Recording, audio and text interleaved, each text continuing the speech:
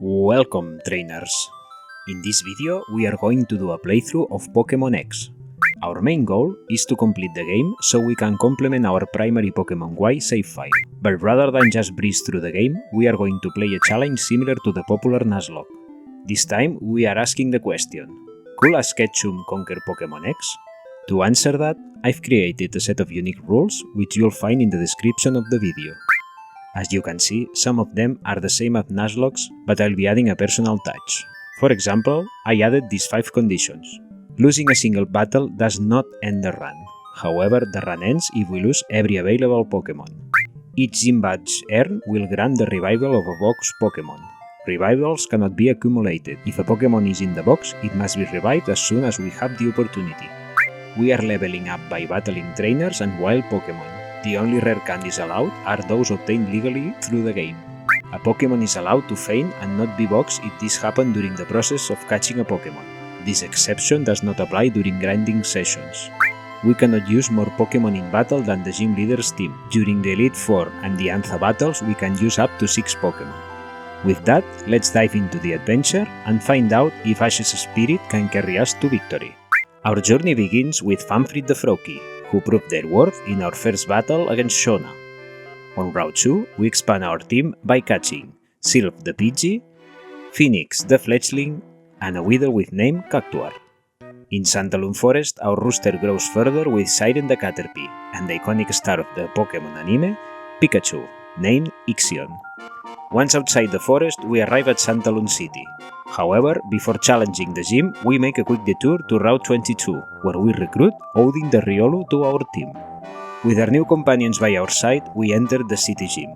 Unfortunately, while training, Sylph falls in battle because I forgot to heal her. Rookie mistake, I guess. Finally, we face gym leader Viola with a level cap of 12.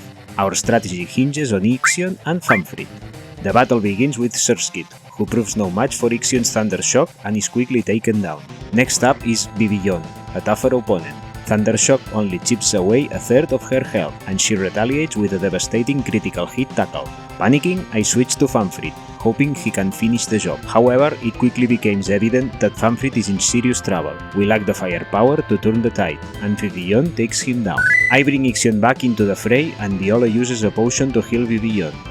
Eventually, she falls to Ixion's Thunder Shock, securing us the Bug Badge.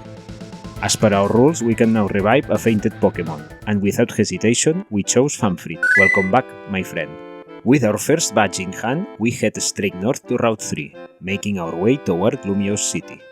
Upon arrival, we are challenged by Professor Sycamore in his lab, who is quickly defeated by our team.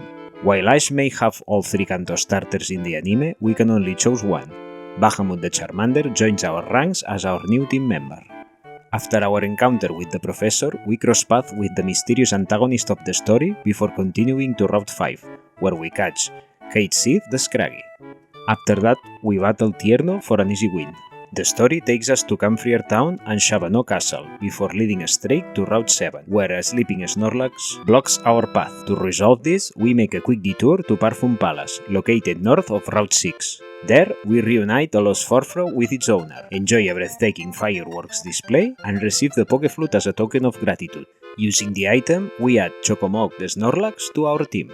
With the path now clear, we continue westward, where our friends challenge us to an easy double battle. On Route 8, we welcome a new companion to the team, Valefort the Taillow. From there, we journey south to Ambred Town, and make our way to the Fossil Lab, where we are directed toward our next destination, the Glittering Cave. On our way there, we catch Titan the Sandile. Deeper within the cave, we cross paths with Team Flare and engage them in battle. After driving them off, we rescue a stranded scientist who gratefully rewards us with a Joe fossil. With our mission complete, we journey north through the lower section of Route 8, finally arriving in Silage City, the site of our next gym battle. For this challenge, I chose to battle with Kite Sith and Odin. With that team, Amaura was taken down with a single Brick Break, and Tyrant fell to the same attack shortly after. It was an effortless victory, with Odin not even needing to step in. With the Cliff Badge secured, we also gained the opportunity to revive a fainted Pokémon, and we used it to bring back Sylph. After the battle, we continued our venture north to Route 10, where we welcomed a new teammate to our party, Chaos the Holucha. we continue our journey north, facing off against Team Flare once again before eventually arriving in Geosenge Town. The next mandatory battle is against Corrina, who is defeated with ease. On Route 11, however, Titan feigns training against a random trainer. This serves as a wake-up call, reminding me to take my time and make more deliberate decisions during battles. While exploring the route, we catch a new teammate, Typhoon the Staravia. Later, inside Reflection Cave, we expanded our team further by adding Hashmal the Roggenrola. In a tough battle against another trainer, I suffer a major setback, losing both Charmeleon and Frogadier. Struggling against fighting-type Pokémon is something we'll have to endure throughout the entire playthrough, as you'll see in the next minutes. Finally, we exit the cave and arrive in Shalour City, where the story continues to unfold. In the Tower of Mastery, we face another challenge from our rival, though it proves to be no trouble at all. After defeating her, we head straight to the Shalour Gym. Before taking on Corrina, we catch Atomos the Taurus on Route 12. Unfortunately, while training there, our Fletching is defeated by a wild Chatot, a very sad loss for our team. I chose to take on Corrina with Chaos the Howlucha, Vale for the Swallow, and Typhoon the Staravia. However, Chaos proved more than capable, single-handedly defeating all three of her Pokémon with ease and securing us the Rumble Badge. As a bonus, we gain another opportunity to revive a fallen companion. Without hesitation, I chose to bring Charmeleon back into the team once again. Before proceeding to Route 12, we must face Corrina once again, this time in the Tower of Mastery. After defeating her, we finally gain the ability to Mega Evolve our Pokémon in battle. On Route 12, we receive Lapras as a gift, which we name Shiva. Unfortunately, in the same route, we lose two team members, Ixion the Pikachu and Odin the Lucario, both falling to random trainers on Route 12. Feeling the pain of these losses, we press on and eventually arrive at Coumarin City. Before entering the gym, our rival challenges us once again. As expected, we won without too much trouble. For the gym leader battle, I chose Howlucha, Staravia, and Swallow. Unfortunately, we lost Bahamut again to one of the gym trainers before the match. Sadly, the footage of that battle was lost. The battle against the gym leader began. I started with Swords Dance, anticipating Jumpluff's acrobatics. It dealt only half damage. Howlucha followed up with Flying Press, dominating the rest of Ramos' team. With an easy fight, we received the Plant Badge and another chance to revive Charizard, which we do immediately. Hopefully, it's the last time we need to bring him back. Now, it's time for the most frustrating route in all generations, Route 13. Here, we catch Ark the Gible. Next, we head to save the power plant. While battling there, we tragically lost Ark to a Team Flare Grand. Afterward, we face Aliana, who goes down without much trouble. With that done, we are introduced to AZ. With the power plant freed, we head to Lumiose City to challenge the gym leader now that the power is restored. While training against the gym's trainers, we lost our Tauros. At the top of the Not the Eiffel Tower, we finally face gym leader Clemon. I chose Snorlax, Charizard, and Scraggy for the battle. This is actually my second attempt, because I lost the footage of the first battle, again. In that attempt, we lost Scraggy and Charizard, again. This time, only Scraggy falls, but I will count both Pokémon as defeated. In the recorded battle, Kite Seed falls to Emolga. Mega Charizard then steps in and takes down all three of Clemon's Pokémon with Flame Burst. With the Voltage Badge in hand, we proceeded to revive Charizard for the third time. Let's hope the third time's truly the charm. We are once again pointed to go to Lysandre Café and after that to Route 14, where our rival challenges once again, with the same result as usual. In this route, we catch Diablos the Gumi and Hades the Hunter. Also, I remember that in Route 3 we can fish for a corphish that we named Leviathan. We finally reached Laver City and went straight to the gym. This time, I decided to battle the leader with Charizard, Snorlax, and Lapras. Let's see how they perform against the psychic types. I opened with Charizard against her Mobile, taking it down quickly with Flame Burst. Next up was Mr. Mime. I kept using Flame Burst, but it set up Reflect and Light Screen. Predicting a heal, I switched to Chocomog. With 2 hits, we took down Mr. Mime. Then came Sylveon. I used Yawn as a precaution, but it hit us hard, leaving Chocomog in the red. Once Sylveon fell asleep, I switched to Shiva. 2 Surf weren't enough to finish it, and she healed Sylveon. I set up a Rain Dance and continued surfing. Eventually, Sylveon went down, earning us the Fairy Badge. A great team effort in this battle. After a lot of thought, I decided to revive Ark, thinking that Garchomp was going to be a powerful addition to our team. Next, we need to liberate a Pokéball factory. The Pokémon world doesn't have private security, that's for sure. We defeat Team Flare with our companion Serena and receive the Master Ball as a present. With justice served, we head to Route 15. Unfortunately, our revived Ark falls to a freaking Swabot. Later, Gengar has a close call, nearly fainting, which nearly gave me a heart attack. Losing another strong Pokémon would have been devastating. Finally, while surfing the area, we caught Kujata the Floatzer. Eventually, we arrived at Dandemil town and headed straight north to solve some problems inside Frost Cavern. Inside the cave, training against fighting Pokémon, we lost Valefor and after that Holucha, both having type advantage against their rivals. The frustration I feel towards fighting types in this game is immense, but perhaps my real anger should be directed at myself. I played too fast and rushed my decisions instead of carefully planning my moves. With a heavy heart, we made quick work of Team Flare once again, saving the day with ease. From there, we journeyed east to Anistar City, where our rival challenged us yet again. This battle, however, came at a cost. We lost our precious Gengar. The frustration was overwhelming, and for a moment, I wanted to abandon the challenge entirely. But after some reflection, I chose to press on and prepare to face Gym Leader Olympia with Lapras, Staraptor, and Snorlax by my side. I began the battle with Shiva, setting up Rain Dance while Olympia's Sigilyph used Light Screen. I followed up with Thunder, which took about a third of its health. Anticipating her healing move, I switched to Ice Beam and used it twice. Olympia healed once again, so I reset Rain Dance to maintain momentum. With Light Screen gone, I only needed to use Thunder twice, finally taking down Sigilyph. Next came Slowking. Sticking with Thunder, I broke it down in 2 powerful hits. Finally, it was time to face her ace, Meowstic. I decided to switch to Chocomog while Meowstic boosted itself with 2 Calm Minds. To counter, I used Yawn to stall, followed by 2 Body Slam, securing our victory and earning us the Psychic Badge. With a new opportunity to revive a fallen comrade, we bring back Gengar, and also a bit of hope in this run. After the battle, it was time to deal with Team Flare once and for all. I'm going to skip to the important parts. First battle with Lysandre went bad because we lost Chocomog just at the end against his Murkrow. In the second battle, we tragically lost Staravia to Mienshao. Yes, yet another fighting type ruining a powerful Pokémon. I was beyond frustrated. Finally, with a lot of fear of losing more teammates, we confronted him one last time. I started with Hashmal but switched immediately to Charizard when I saw his Mienshao. Because, let's be honest, I'm terrified of fighting types by now. Mienshao used Swords Dance as I Mega Evolved. With one decisive wing attack, we avenged Typhoon and took it down. Next came Pyroar. I used Dig, which was a one-shot. Then we faced Honchkrow. I almost took it out in one hit. Finally, we faced Mega Gyarados. I switched to Shiva as he used Outrage. Thunder landed and paralyzed him. I switched back to Hashmal while he was stuck in Outrage. A Stone Age didn't finish him, but he hurt himself in confusion and knocked himself out.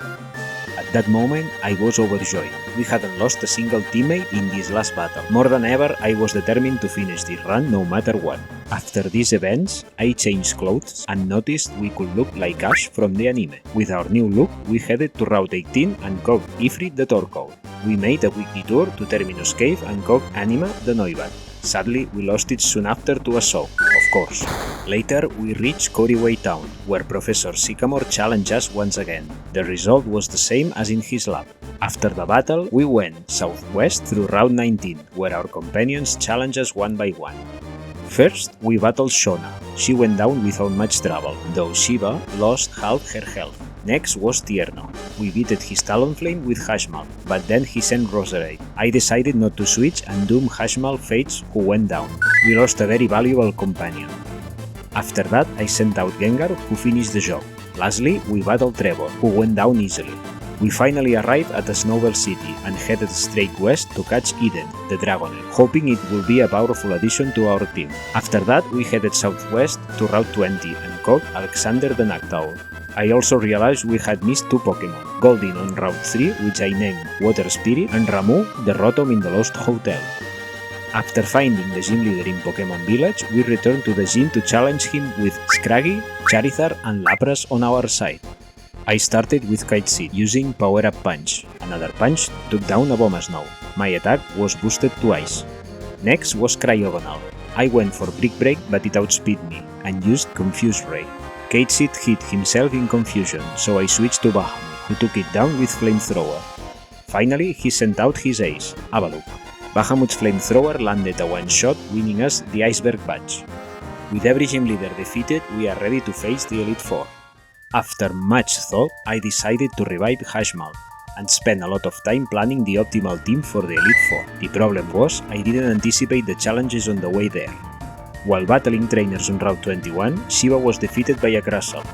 Later, before reaching Victory Road, we faced Ace Trainer Robbie. His Kingra took down both my Dragonite and Charizard. Those three Pokémon were crucial to my plan, and I was devastated and completely unmotivated. At this point, I needed to train new Pokémon, so I went to battle trainers in Terminus Cave. During that, I lost Surf to a Conkeldurr. This made me decide that, from now on, I would unbox my Pokémon when training against wild ones. This decision sped things up, allowing the other members of the team to catch up. I decided not to apply this new rule on trainers though, and this cost me greatly. We lost Gudra to a Machamp, Hades to a Medicham, and Ramu to a Heracross. With this outcome, I hated fighting types with all my passion, and I had zero desire to keep going. After thinking it over, I decided to battle the rival. Depending on the result, I'll decide whether it's worth continuing the challenge or not. Serana starts with Meowstic, and I lead with Hashmal, using a Stealth Rock. She uses Psychic, and I retaliate with a critical hit Earthquake, leaving her with just a sliver of health. I thought she would heal her Pokémon, but she didn't, and I switched to Ifrit, who hits a critical hit Psychic. I risked another hit and she went down to an Earthquake. Next, she sent out Vaporeon, so I switched to Leviathan. With 2 crunches we took it down. She then sent out Altaria, and I switched to Alexander. I tried every move until Altaria fainted, leaving me with half health. Serana sent out her starter, Chestnut. I went for a Fly and an Air Slash, knocking it out easily. Last is Absol, and I sent Kite Seed. A single Brick Break took it down, winning us the battle without any casualties. Finally, we've arrived at the Pokémon League. We've lost so many great Pokémon along the way, and I wasn't sure we could win this final battle. I decided to try the Elite Four, so I gathered my final team. Hashmal, Ifrit, Leviathan, Kite Seed, Pujata, and Alexander. Let's go, my friends, this will be either glory or defeat. I decided to challenge Malva and her Fire-type team for my first battle. I lead with Hashmal and set up Stealth Rock. After that, I used Earthquake, but it didn't quite finish off her Pyroar. A second Earthquake sealed the deal, and she sent out Torkoal. Fearing his Earthquake, I switched to Leviathan. She indeed used Earthquake, but only did a bit of damage. I took the opportunity to set up a Swords Dance, and she hit us again with Earthquake. I retaliated with Waterfall, knocking out Torkoal. Next, Malva sent out Talonflame. I went for Waterfall, but she countered with Close Combat, leaving Leviathan with a sliver of health. Talonflame went down, and it was time to face her final Pokémon, Chandelure. Unsure whether without Speed It, I swept back to Hashmal. She fired off a Flamethrower, and later used Confuse Ray. I hit myself in confusion, and she followed up with Shadow Ball, bringing us to the red. Unfortunately, I hit myself in confusion again, and Hashmal fainted. Desperate, I sent out Pujata and used Crunch to finish off Chandelure. We won the battle, but it came at a cost, losing one of our key team members. The second battle was against Seaball, and it proved to be much tougher. I led with Pujata, starting with Toxic and Protect, while also using Double Team. Seaball's first attack, Dragon Pulse, dealt about half our health. This was going to be a challenge. I kept using Protect and Double Team, waiting for the toxic damage to add up. Seabolt healed once, but I poisoned him again and continued with the same strategy, hoping the Toxic will eventually take down his Clowncher. Another Dragon Pulse hit us, leaving us with very little health, and he healed again, which I hadn't anticipated. I poisoned him for a third time, he missed the Dragon Pulse, and I kept using the same strategy. I was so nervous at this point. Eventually, I went for Crunch, knocking him out. The strategy worked like a charm. Next up was Gyarados. I'm half health, and he intimidated me. I followed the same strategy as Clowncher and started by poisoning him. Gyarados went for Dragon Dance, and then again, boosting his stats twice. I kept using Protect, hoping the toxic damage will eventually wear him down. He missed an Earthquake, and I continued with the strategy. He set half health. He missed another Earthquake. With limited PP left on Protect, I decided to switch to Alexander. Then Seabolt used the third full restore, which devastated me, because I thought he would not use more items. I tried to stick with the same plan, but this time, while I poisoned Gyarados, he kept boosting his stats and eventually landed a 4 times boosted Ice Fang on Alexander, knocking him out instantly. I was at a loss for what to do. I tried bringing Pujata back, but Gyarados was too fast and knocked him out with a single shot. Gyarados boosted again with Dragon Dance, and I didn't have any effective counters left. He used his final Dragon Dance, and the battle quickly spiraled into disaster. Leviathan went down, Kite Seed didn't stand a chance, and finally, Torkoal fell too. This run was a disaster from start to finish. While we had some great gym battles, a few of which were even surprisingly easy, I never expected to lose so many incredible Pokémon to random trainers, especially those with fighting types. It's strange because I always remember fighting types as being weak when I was younger. Losing so many key team members definitely took a toll on my mindset, and I started making rash decisions, one after another. I guess that's part of the challenge in a Nuzlocke run. It's all about learning and improving as a trainer. For future challenges like this, we'll need to focus on getting better. As for this playthrough, I'll be finishing it off on my own without any more rules. This save file will be used to transfer Pokémon to my main Y playthrough, and to catch more unique legendaries that might come in handy for other games. If you enjoyed this video, don't forget to like, subscribe, and hit the bell icon to stay updated with all my latest content. Keep training, take care.